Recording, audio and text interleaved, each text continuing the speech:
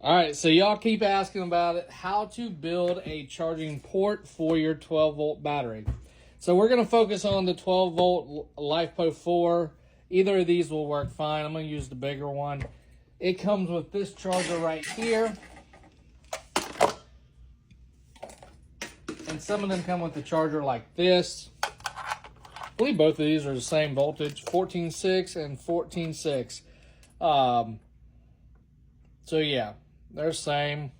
2 amp hour, and this one is 10 amp hour. Interesting. So we'll just use a small one for now. There's 2 ways to go about this. So these chargers work with alligator clips. So you can go ahead and charge them by themselves. Or actually it would be this way. Someone's going to comment and be like, oh, you hooked it up backwards. It's going to blow. No. So this is how these chargers are intended.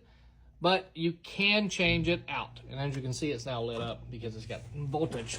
But we're going to change it over to one of 2 styles. So you can either change it over to the box having a female 5.5 by 2.1 and change it to a DC plug style like this. Or if you want a heavier duty, you can go to a SAE.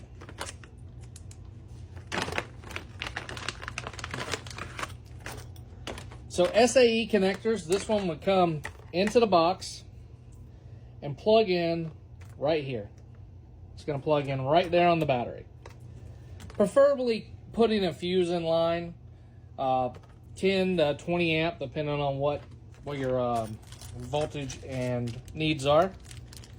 This one comes with some ring terminals. Just get some bigger spade connectors that you can actually connect on there. The blues are a little small, so you need yellows. And what you're going to do is it's going to be sticking out the box, and then this side you're going to attach to your charger.